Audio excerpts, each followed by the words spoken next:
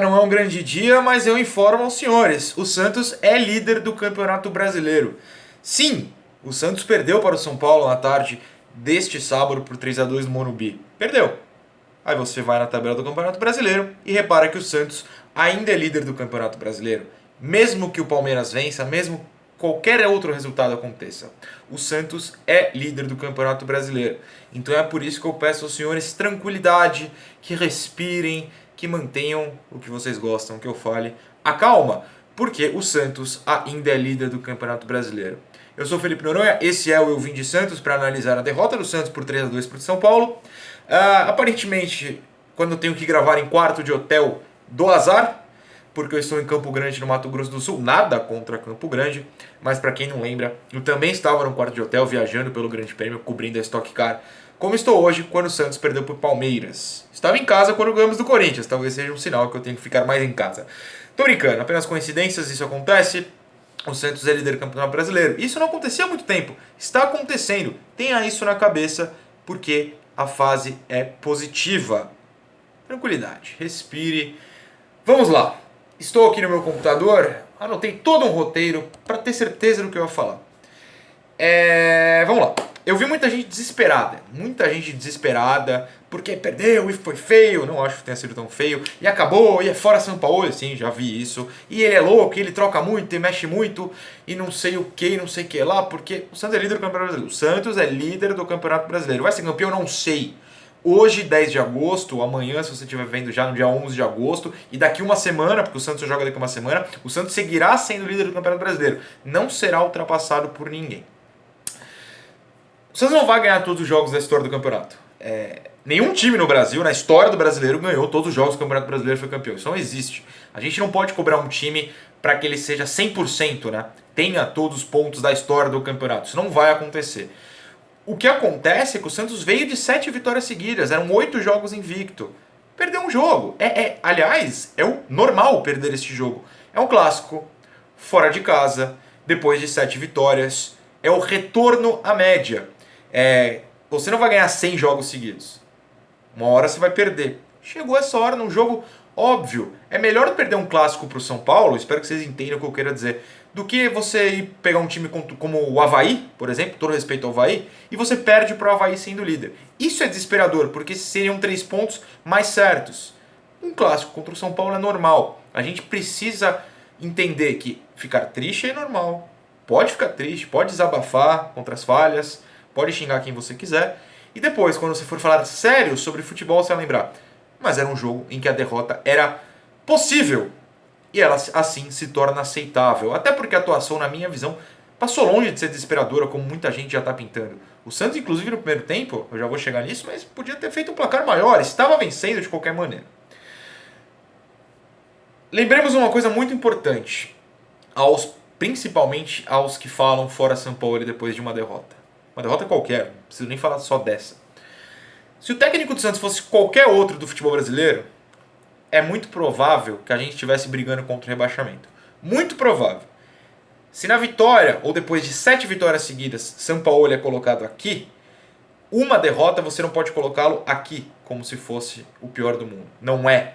O Santos só está onde está hoje por causa dele. O Santos estaria muito abaixo sem ele. Essa é a realidade e vocês sabem disso, mesmo que seja só no fundo hoje, nervosos com uma derrota. Qualquer outro técnico do Brasil, brasileiros, pegaria esse time e brigaria contra o rebaixamento ou no meio de tabela, como foram esses anos recentes, mesmo nos anos com o Neymar. Mesmo nos anos com o Neymar. Teve uma ou outra exceção, que o Santos foi vice, e mesmo assim não brigou pelo título. Foi vice com o Palmeiras sendo campeão com alguma tranquilidade. Se o Santos hoje nos permite sonhar, é porque São Paulo pegou um elenco de jogadores médios, alguns acima, reforços, pegou lá no começo e foi construindo algo que hoje nos permite ser líder, mesmo em uma derrota, em uma rodada em que perdemos. O Santos é líder de qualquer jeito. A gente precisa lembrar disso. O técnico construiu isso. Uma derrota não vai destruir isso de maneira alguma, na minha visão. Eu acho que os senhores, quando estiverem respirados, vão concordar.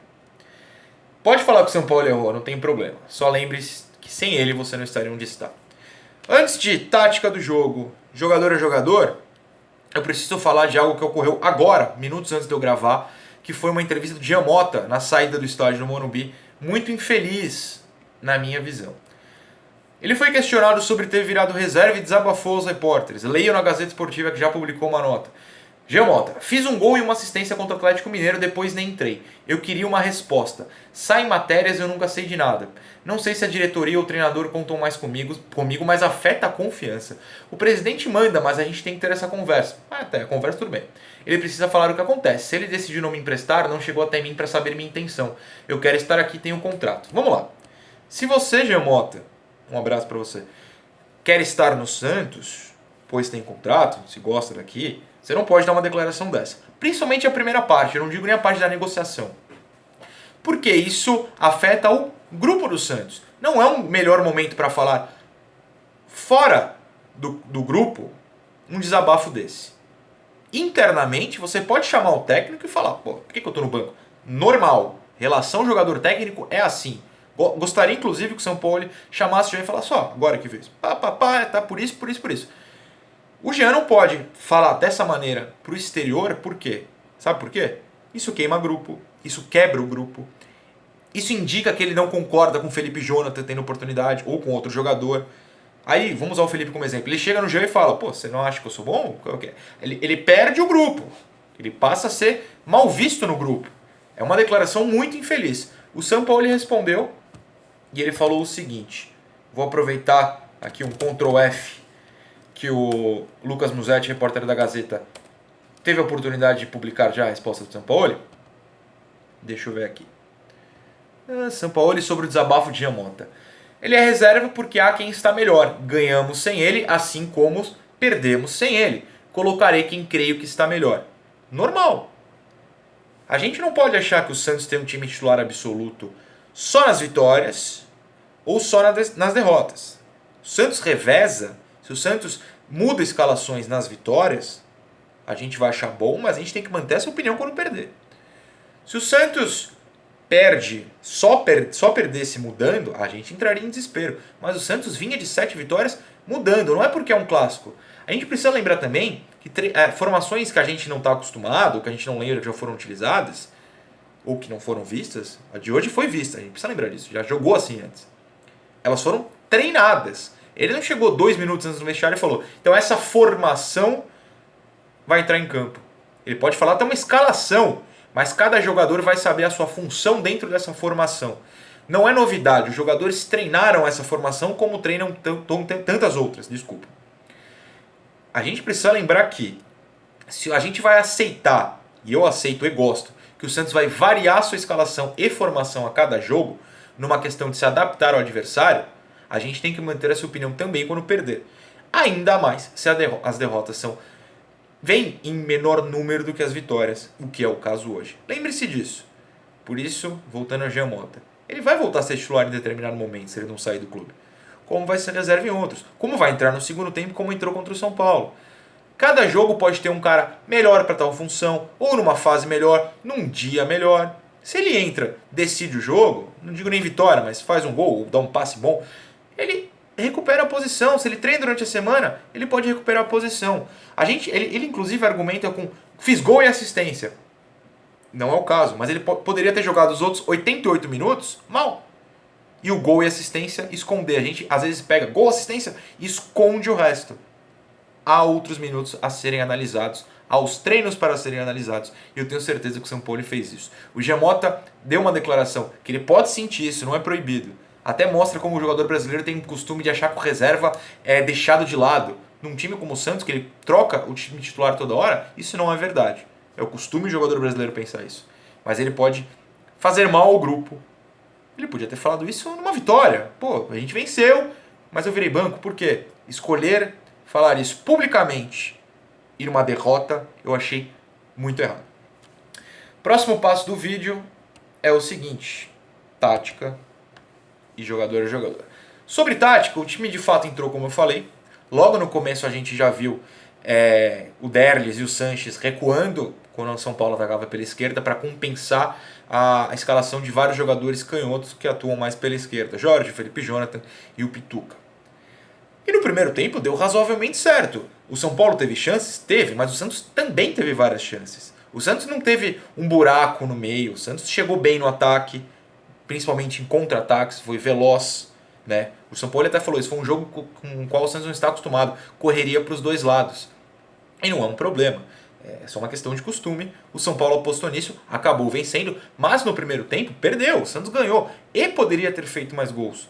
Teve aquela cabeçada que o Thiago faz uma grande defesa, teve o rebote inclusive do Derlis, teve 2 chutes do Felipe Jonathan que passaram muito perto. O Santos criou oportunidades.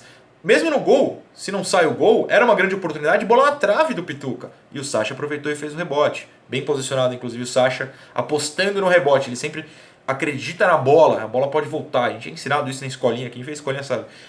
Pode dar rebote, qualquer chute pode dar rebote. Fica no ataque, não vira de costas. O Sacha foi esperto, fez o gol. O Santos teve oportunidades de ampliar o placar, como o São Paulo teve oportunidades. No segundo tempo mudou. O São Paulo que não escalou o Hernanes de cara, depois ele entrou, depois teve que sair. E não ficou mais lento, ficou por causa do Hernanes. Ele apostou numa velocidade.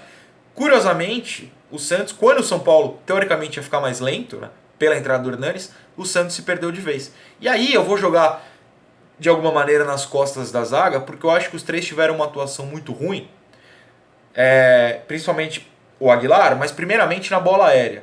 O primeiro gol é falha de bola aérea, e o meu amigo Cauê, que já fez participações aqui, o Casão, né, pra vocês, o Medium House, o Casa Médio, tá bastante bravo, porque 3 zagueiros altos não podem falhar, isso é erro do São Paulo escalar. Eu não vejo como um erro do São Paulo escalar, eu vejo como um erro deles, que o Santos, desde que nasceu, é ruim em bola aérea, né? E aí toma mais um gol de bola aérea. Aí o segundo gol, o Aguilar abre um bração, ele até falou, pô, amo o Aguilar, pelo amor de Deus, eu não vou queimar o Aguilar por causa desse jogo.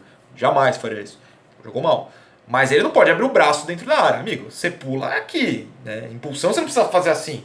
Fecha o bracinho. Bateu o pênalti, claro, falha em bola aérea, porque perdemos a bola aérea e ainda cometemos um erro infantil de braço aberto na bola aérea. E o terceiro gol, assim, o que o Aguilar fez é muito triste, mas é falha individual. E eu preciso lembrá-los. O Santos, quando vence 7 jogos seguidos, o faz porque tem um elenco de jogadores médios bons atuando a 100% o tempo inteiro, os 11 em campo. Se uma peça dessas não está 100%, a chance do Santos falhar miseravelmente e jogar bem é grande. Por quê? Porque não são craques. É um time que depende muito da tática, de cada um fazer sua função a 100% para funcionar perfeitamente. E conseguir isso por 7 jogos seguidos é incrível. O normal é que alguma hora uma peça dessas não tivesse 100%, caísse de produção, caiu de produção, quebra o sistema, porque o Santos, para funcionar com esses jogadores desse nível, precisa estar o tempo inteiro. E se a gente é feliz quando funciona, e somos muito, temos que entender que quando uma quebra, vai quebrar o resto, vai acontecer. E a tendência do Aguilar, como a gente já viu durante o ano, é que ele volte ao normal na próxima partida, que ele está suspenso na outra, né? Então eu não vejo como um resultado desastroso de maneira alguma. Eu acho que eu não acho que seja uma falha do São Paulo tirar o Ferraz e escalar um zagueiro para recuar. Eu acho que é uma ideia e não acho nem que tenha sido isso que tenha dado errado. Eu acho que o Santos pecou em escorregão e na bola aérea, que é um crime, como o Santos é ruim na bola aérea desde sempre. E por isso perdeu. Depois até foi lá, buscou um gol. Foi um gol contra, mas o Santos atacou, continuou a tentar dominar o jogo de alguma maneira. Eu não acho que tenha sido um horror. O resultado é triste, mas a atuação não foi desesperadora. Tenho convicção de que o time vai se arrumar para as próximas rodadas. Jogador a jogador rapidamente. O Everson, inclusive, teve boas defesas, mas teve uma quantidade maior de recuos para ele, com a bola com ele posicionado muito próximo a um atacante. Acho que cai isso na zaga também. Optaram por esse recuo em vez de tirar a bola num dia que eles não estavam bem. Você tem que sentir quando não está bem. Você percebe isso rapidamente quando não é o seu dia e você tem que fazer coisas básicas. Os jogadores, me parecem, Veríssimo, Gustavo Henrique e Aguilar, não perceberam isso, tiveram uma atuação muito abaixo. Inclusive, como atuação, a análise tática basicamente cai nesses 3, é o que eu tenho a dizer. Foram muito abaixo, não acho que seja um erro de escalação. Acho que eles foram as peças que quebraram o sistema. Acontece. Adoro os 3, não estou querendo nenhum dos 3 fora do time, pelo amor de Deus. Jorge também muito abaixo, tanto no ataque em que ele mal apareceu, como na defesa, em que costumeiramente nos últimos jogos, até permitindo a entrada do Felipe Jonathan à frente, ele tinha ido bem, foi mal. O Pituca acertou um belo chute, mas ele não foi controlador do meio de campo. Não que o Santos tenha tomado um baile no meio, mas o Pituca precisa ser esse homem, principalmente quando ele joga sozinho, mais recuado, que controla o meio. Sanches é aquilo, né? Que a gente vai ter que voltar nisso. 100%, o Santos tem a tendência de bem. Um pouco abaixo, quebra o sistema, depende muito do Sanches. Delis também não foi bem, o Soteldo não criou muitas oportunidades no primeiro tempo, deu uma sumida no segundo, mas o Felipe Jonathan teve bolas em que ele podia ter soltado no Soteldo, que estava bem posicionado, aberto na esquerda, livre. Faltou essa leitura do Felipe Jonathan, que por outro lado foi um dos que criou mais oportunidades. Então foi uma atuação com baixos, falta de visão, altos, a criação quando acertou. Foi uma atuação, não acho ruim, do Felipe Jonathan de verdade. E o Sacha fez o que dele se espera, que é se movimentar naquele espaço. Só que se o resto do elenco não consegue controlar o jogo a ponto de aproveitar esses espaços, o Sacha fica prejudicado. Mesmo assim ele fez o gol. Dos que entraram, acho que não dá nem tempo muito de falar de Giamota, porque foi um momento mais desesperador, então o time sai do costume, do jeito de jogar. O Evandro também pouco tempo. E o Marinho foi a mesma coisa que o Delis, não teve grande criação. Não acho que a gente precise criticar o Delis como muita gente veio criticar. Ah, mas o Marinho tá no banco. Porque o Delis estava bem nos outros jogos. Hoje não foi tão bem, mas o Marinho teve momentos em que entrou e também não foi tão bem. Hoje mesmo tomou escolhas erradas em um outro momento. Acontece. O Santos tem peças que precisam funcionar sempre ao máximo para que o time renda. Hoje foi um dia que peças funcionaram abaixo. Não funcionou tão bem. Perdemos um jogo que na tabela talvez faça falta lá na frente. Talvez, se o Santos de fato for brigar pelo título. Mas quando a gente para e pensa que era um time que na teoria, eu sempre falei isso aqui, era ali para brigar entre sexto, conseguir uma vaga na Libertadores e hoje está acima, é uma derrota normal, aceitável. E se o Santos voltar a vencer a partir da próxima rodada, ou na outra, quando joga em casa, talvez conseguir um empate com o Cruzeiro não seja ruim, se mantém ali em cima, que é o que nos interessa. O Santos hoje, se a gente comemora que abriu muitos pontos para o sétimo colocado, primeiro fora da zona, ou para o terceiro colocado, quarto colocado ali na Libertadores, é porque a gente sabe que essa vantagem que a gente abriu será útil em dias como hoje, em que a derrota vem. O Santos ainda é líder. E não vai perder a segunda colocação também rapidamente. O Santos está bem posicionado, é o que interessa. Deixa eu ver se eu não tenho mais alguma coisa, posso ter esquecido. Eu acho que não, eu acho que é isso. Se eu esqueci de alguma coisa, os senhores peçam nos comentários que eu tento trazer em próximo vídeo, ou responder se for algo mais rápido para vocês, em @FGNoronha. Tanto no Twitter como no Instagram eu tento responder ao máximo que eu conseguir. No Instagram hoje vocês vieram xingando todo mundo, aí eu só visualizo e ignoro porque eu não quero debate e xingar ninguém. Eu quero debate inteligente, que é isso que a gente propõe nesse canal. Vocês, quando tiverem com a cabeça fria, vão seguir isso que eu sei. Porque o canal só é assim porque vocês permitem que ele seja assim. Com a cabeça fria a gente volta a conversar. Esse foi o vídeo, repito, se eu esqueci alguma coisa, mande aí, a gente volta a debater, porque eu ainda tenho muito trabalho a fazer na noite aqui de Campo Grande. Valeu pessoal, espero que a próxima rodada seja mais alegre para nós. Beijos.